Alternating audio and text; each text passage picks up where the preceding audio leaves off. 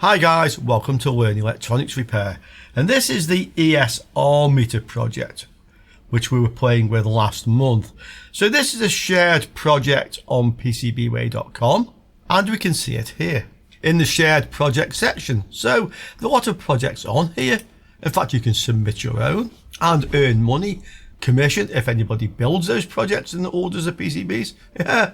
So the one I built was the ESR meter. You can just search here. There are probably several different ones actually, but this is the one which I put together. And you can see this is built into an analog multimeter.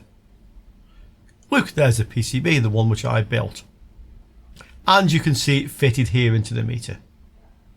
One of the problems I had with this project is there was no schematic. I could see that some people had asked for the schematic, but one had not been provided. So the first thing I decided to do was to reverse engineer the board. And here is the schematic. So we have a quad op amp. One of the op amps in there is used to generate a false ground, if you like. So this is halfway between supply voltages. This op amp is used as an oscillator. The oscillator drives these transistors, which drives presumably 100 kilohertz frequency into the capacitor you want to test here. And then this op amp measures the difference between these 2 points. So this is a resistive divider, you can see here. This is another one, but the capacitor under test is wired in parallel with this resistor. So the ESR effectively is in parallel with this 22 ohm. And depending on the ESR, the resistance, you will get a different voltage here compared to here. So this is a differential input amplifier. The output of that drives this LED test LED on and is also fed into this op amp, and that drives the actual meter movement. So that's how it actually works, and it does work. So what I want to do today is build this into the analog meter. I noted in the previous video this is not generating 100 kilohertz. I think it was about 120. So we should be able to alter that by changing the resistor or the capacitor here. And then I want to calibrate this. So if I use my ESR meter and this one, I want to know for a given reading on my ESR meter. Let's just use that as a standard. I mean, it's not exactly calibrated, but it's always done a good job, so I'm happy with it. And compare it with the deflection of the meter on this one. I want to see if the response is very linear. So effectively the same amount of change in deflection for the same amount of change of resistance. If it is, or even if it isn't, we can plot a graph. And the idea is to tag onto this an ADC microcontroller, analog to digital converter, and then have a digital readout instead of the analog readout. So that's the plan. Today we're going to get the frequency right and we're going to do the calibration, and then let's see where we are. So from the schematic, pin 12 on the op amp goes to the resistor here and also here, and this one 1.5k, that's the one which sets the frequency of the oscillator together with that capacitor, I think. So let's measure the frequency and then let's see if we can actually get it to 100 kilohertz. Okay, I have this set up on my bench. You can see the meter there. If I short the leads together, it just goes to the end of the scale and the red LED comes on, the test LED. And on pin 14 of the op amp, we can see the oscillation. And that's 116 kilohertz. First thing I'm interested to see is whether that's dependent on the input voltage. So at the moment I have about 7 volts rather than 9 volt input. If I have it at 9, I can't actually zero this with the 10k pot. And the pot that's built onto the meter is also 10k. If this varies with voltage, and it does a little bit, I'm thinking maybe to use a 9 volt battery, that's what they specify, and a simple Zenith diode just to give us a nice stable 7 or 7.1 volts, something like that, whichever is the nearest standard value, yeah. Because it's not like the thing's going to be switched on for long periods of time. Obviously, there's going to be some more current flowing because of the Zenith, but I think that might actually be a good way to implement this. You guys, chat about it, you know where. In the meantime, let's see if we can get the frequency a little bit lower. So, I think that resistor is the timing resistor. If I connect a variable resistor in series with that, I should, in theory, be able to reduce the frequency, at least in my theory. Let's see if that actually is how it works. In fact, I think we can do this in the easy way without unsoldering this. If we just put another resistor, hold this with our fingers, in parallel with that one, then presumably the frequency would go up. I mean, it's going to be one of these resistors that affects the oscillation frequency, not just the capacitance value. Okay, we'll try it.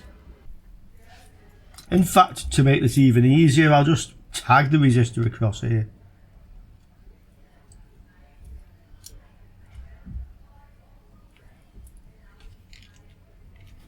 So here is a 10k resistor. We'll just put it in parallel with our 1.5k. This reminds me of when I was a teenager experimenting with circuits. This is the way I would do it and learn. Of course I would blow some things up, but that's part of the learning process, yeah. Right, what frequency do we have now? 124, so it's gone up by reducing the resistor. Okay, so if we increase that resistor, we should be able to get it to 100 kilohertz. Does that change when we short the test leads? No, it's stable. Good. Okay, so I'll take the resistor out. This is a 2k pot. I don't need that N pin, so I cut it off. So the center one is the wiper. You could leave a resistor in series, so 1k, and use another 1k. That would mean the minimum resistance you can set this down to is 1k. Obviously with this you can set it to 0. But in this circuit with the op amp, I don't think that would actually do any harm anyway. Might stop it oscillating, but that's about it. It did soon oscillate again when you turn it back up, yeah. So I'm just going to put this in, but we can have a quick check just to see what resistance that is actually set to start off with. Yeah, it's reading just under 1k. What do we get? 140 kilohertz. So now it's just a matter of adjusting the potentiometer until we get 100. Which I now have, okay. I mean, you could use a frequency counter or something to get it more accurate, but you know, that's good enough for me, yeah. There, 100 kilohertz stable. So now I'll build this into the meter. As I mentioned, to calibrate our ESR meter project, I'm going to use my commercial ESR meter. I'm going to just check some capacitors. I won't do it all on camera because it'll take some time to find a good range, but just 0 first to make sure it is zeroed. Yeah, it's close enough, but for those pedantic,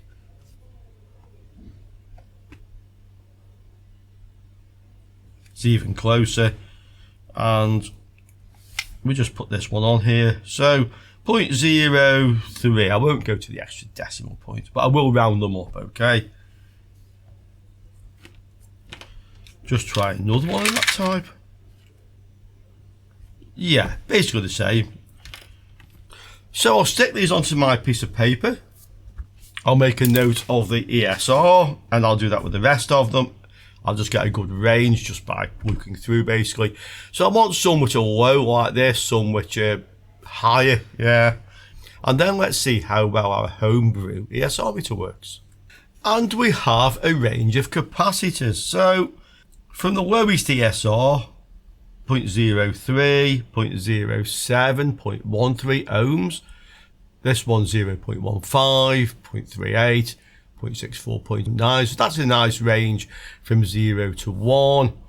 And then we have 1.8, 2, 2.38, you can see, up to 3.5 here, so another nice selection.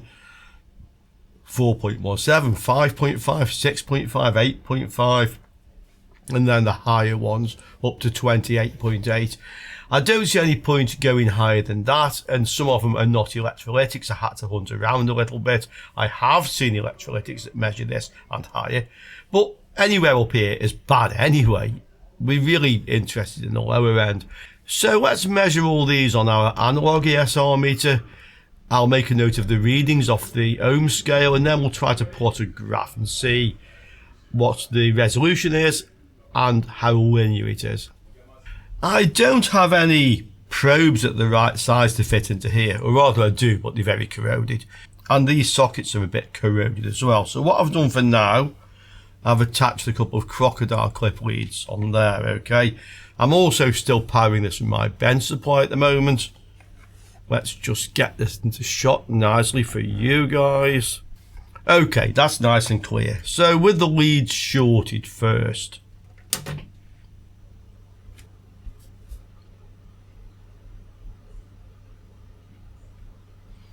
And I have that zeroed, okay? This is the lowest value ESR capacitor. I have 0.03.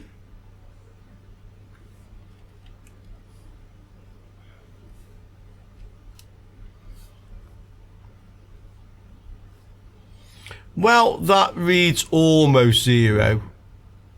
Slightly unstable, but very close to zero. Let's say 0.2, with this being 1, 2, 5 and so on. So 0.2. So I will note that on here in a different colour and we'll continue. 0.13. Again, I'll just check the zero.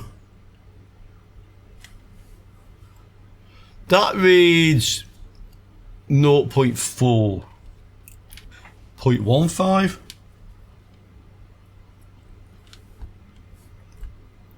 1. This one was 0.38 and that reads 1.6. Okay, so the results are interesting. The top number is the reading on my ESR meter, and then the lower number is the reading on the analog one we've built. So that kind of goes into there if we keep them in order. Okay, it was difficult to read that meter, so that could easily be 0.3, 0.4, it's hard to say. This one is an outlier. Now this one, you can see where it was on the scale on my ESR meter, but it's reading completely different to you would expect on the analog one. Now that is a non-polarized axial capacitor. It was an axial capacitor and non-polarized. So I'll put a box around that one. We'll continue. You can see that these increases you would expect. Okay, that belongs into there. This one was just the electrolytic, but doesn't kind of follow the sequence of readings. I really don't have any particular explanation of that one. I don't know which reading was wrong, by the way. I double checked on this meter, but not on my ESR meter, okay? Then they run as you'd expect until we come to this one. Now this is another non-polarized and gives a reading completely different to what we'd expect. This was 1.5, okay? These are reading you would expect. This was another axial capacitor, and this one read again not what you would expect. These go in the same progression. This was not even the electrolytic, it's non-polarized and not electrolytic, and the reading is completely off from what you'd expect, and the same with this one was a non-polarized capacitor. So it seems, apart from this one, which I can't explain, that this meter doesn't like to read or give the same sort of reading you would expect on non-polarized capacitors or non-electrolytic. But my ESR meter, well, you can see the readings. So I'm going to just take those ones out of the sequence for now and see how all the others fit in. Let's see if we get some sort of linear response. I don't think it is linear at all, just looking at this. So it's going to be some sort of curve, but let's see what it's going to look like. I could either do this with Excel, and then look up how to plot a graph. Ask the AI, as I said to Detlef, and Detlef said, well, why don't you just give the AI the figures and ask it to plot you a graph? Let's see if that works. Well, we have lots of scribblings on here. This is because when I uploaded the first pair of data sets, and you can see this yourself, at this end of the range there isn't much difference between the readings on the meter, and then they get much larger, like exponential or logarithmic or something. And the simple reason for that, and I actually realise this, not the AI, is that the ohm scale itself is kind of logarithmic or exponential or something. So I wasn't going to get any sensible results from that. So what I've done is I've converted all the readings to voltages using the linear 10 volt scale. I actually did it by just driving the adjust on here with the leads shorted and got the meter near where I wanted it, and I could read under the scale. I had to use a couple of resistors to get where we're down this end. Also notice this is reversed compared to the resistance. So now the highest number is the lowest resistance. So when I gave these readings to the AI and pointed out we need to reverse them, things are looking a lot better now. So once I've fed in this data set, the information I'm getting now is it makes physical sense. Behaviour appears roughly like very compressed near low ESR, increasingly sensitive at higher ESR, smooth monotonic response, definitely not random or broken. Explains this is what you'd expect from a rectified AC bridge or current-based ESR detector with a moving coil meter. So it's working as we should. Shape strongly resembles a reciprocal transfer function. This is what I really wanted to know. And it's saying, and this works in the real world because distinguishing on very low ESR, it doesn't really matter. Distinguishing from 5 to 20 ohms matters a lot. So that's why this curve actually works very well. The circuit naturally expands the bad capacitor region. Okay. Encouraging the curve is smooth, no obvious discontinuities, no weird instability, no obvious saturation issue, except naturally at near full scale.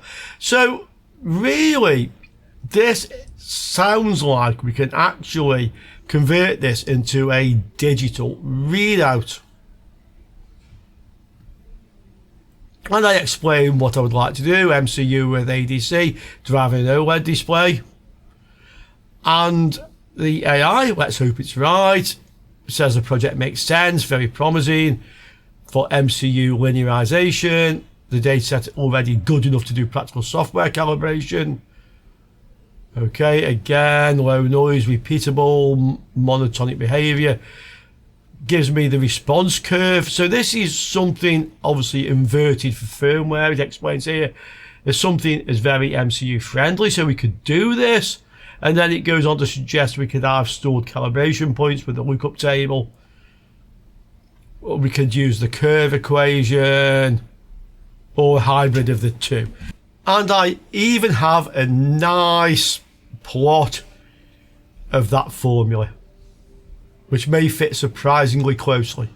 So this is promising, guys, and this is where I want to go with this on the next video. So let's continue with this.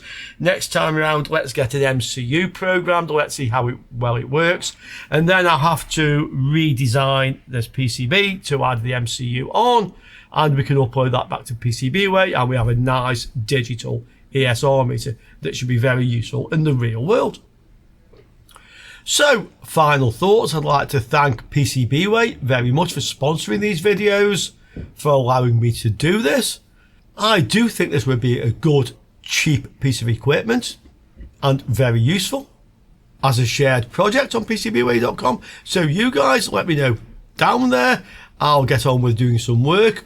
Also based on your comments, of course. Let's see what you think. And we will continue with this one next month. Thanks for watching, guys. I look forward to seeing you all soon again on Learning Electronics Repair. Ciao for now, guys.